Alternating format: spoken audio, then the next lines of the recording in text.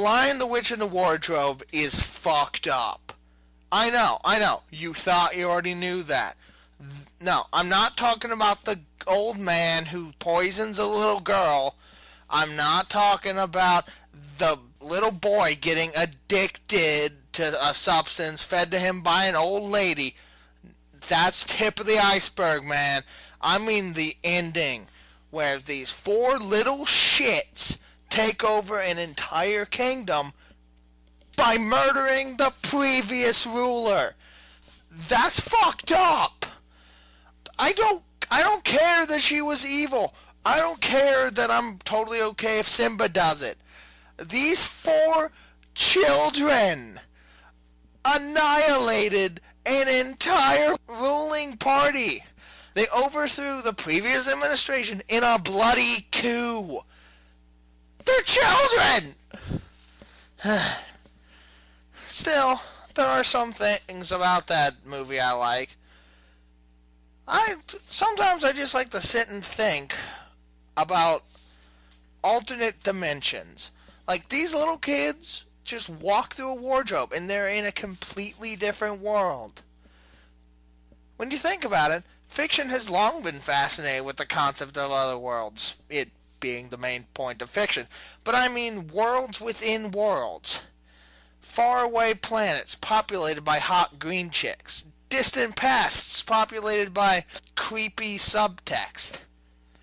And it's not hard to see the appeal. A fictional world having parallel universes of its own allows the creators to explore themes such as nature versus nurture, the possible effects of playing around with time travel, the world-ending effects of wish fulfillment, Spock with a mustache!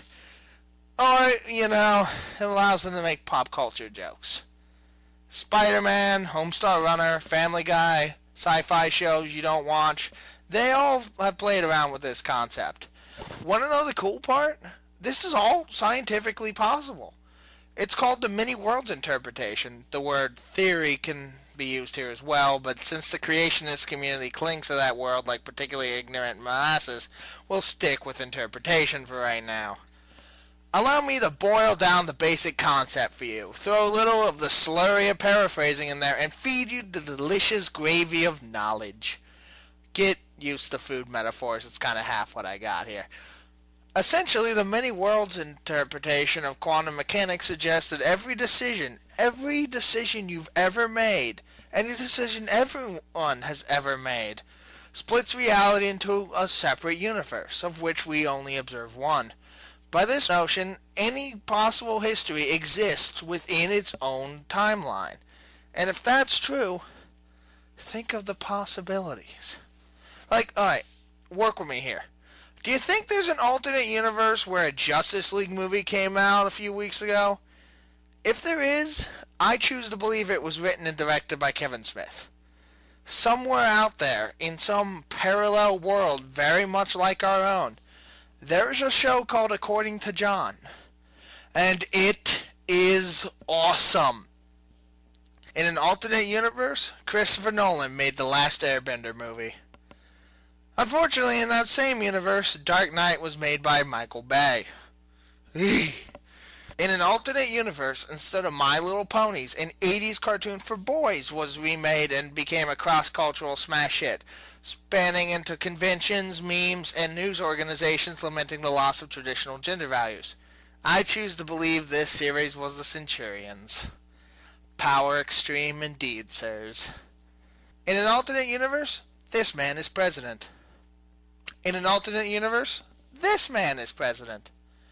In an alternate universe, this man is president, this man is vice president, this man is pope, and this man is an angry news pundit bitching about the president for being a socialist. Some things don't change.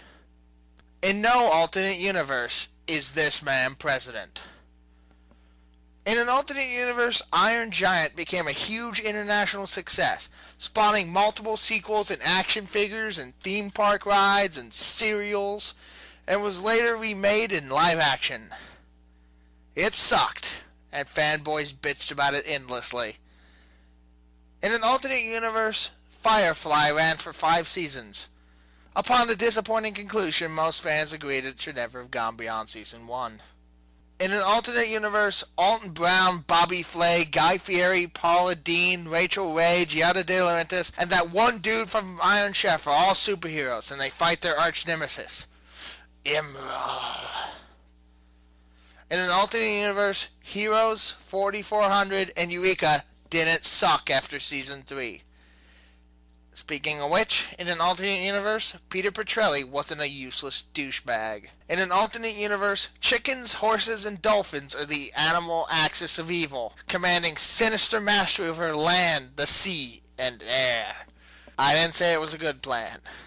In an alternate universe, House ended with House revealing he killed Cutner, then having a four-way with 13, Cameron, and the hot psychiatrist, and setting in motion the apocalypse while wearing a moose skull. That last one was for a friend of mine. He's a twisted motherfucker. Ask me about the goat Zuka, I dare you. In an alternate universe somewhere out there in the cosmos, cats and dogs are friends, united against their common enemy, hamsters. Look at him.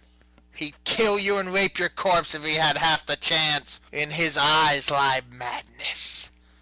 In an alternate universe, Twilight is about a bunch of high school-aged breakdancers. I personally can't wait for Breakin' Dawn 2. Electric Boogaloo.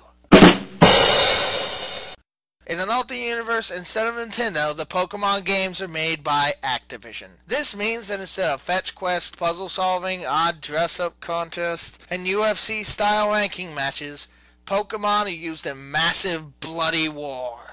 Team Rocket, Team Magna, Team Aqua, Team Galactic, and Team Plasma form a Pokemon terrorist cell after attacking Saffron City. Electros are used as bombs, Dugtrios are used to dig pit traps, and you don't want to know what they use Tentacruel for. Just know the Pokemon Geneva Convention is not happy about it. In an alternate universe, pro wrestling is real. It's not as much fun to watch.